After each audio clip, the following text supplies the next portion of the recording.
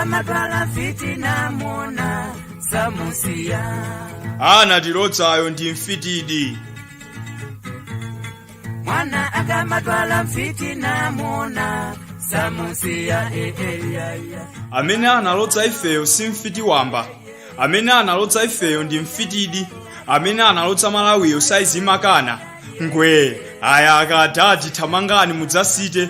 Iyi azimanso basi valani zokwinyika zomwezo. Chaka chatha anali madzi anachuluka kumkula. Chaka chino madzi aja anachepa kumkulako. Chaka chammawa hatagwirizana kale kumkumano wawo kuti zidzakhala zinyalala. Chinzakecho hataukambiranabe kuti chifukwa chake zidzakhale nyani uja kapena dzimbiri wa makina.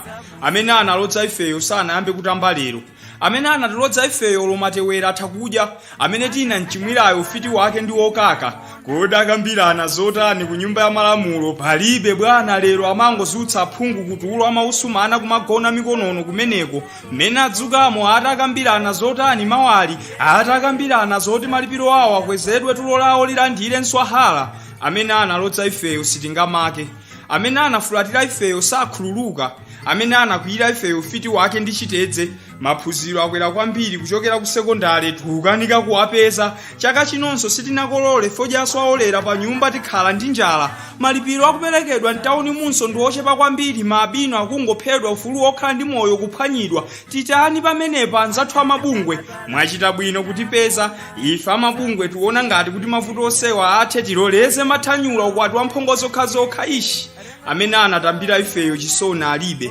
Amene analodza ifeyo ufiti wake ndi chiyabwe. Tina mchimwira ifeyo kutamba kwake kuli ndi salale. Amayi omwe alira chifukwa cha uchembere akuchulukirabe.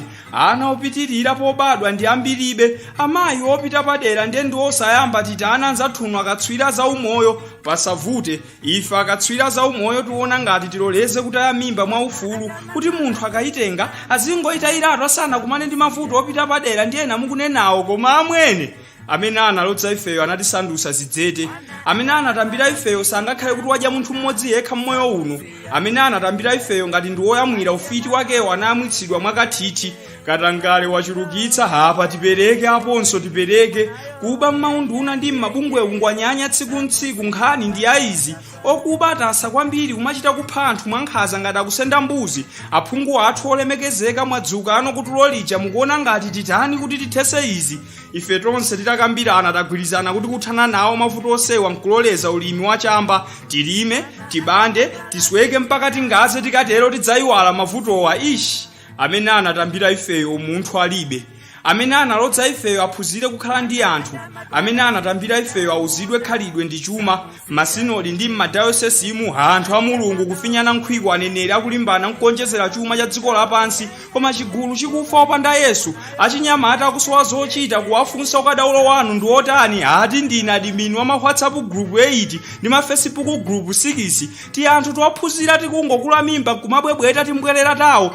Mmene tikuonera ngati dziko lingatukukire tikazungulira kuseli nkuliberaso dziko lomweli ndrama za nkhani. Amayi oyera nkhopeyo okhamanja ndi mapazi alibi ati kuphoda kuti ndina anzikambe kapena kusintha mtundu ali mbwe mtaunimu. Uku abambo ndevu zilikangalala ngati apana kamwana piye kokufa kuli kutha mapulani ndi ometera ndevu yomwe alibe kuti koma olo atakhala nayo akameta bwanji magetsi kulibe. Tsimikizana amene analodza ifeyo game anayiponyera kosafikira achisodzera.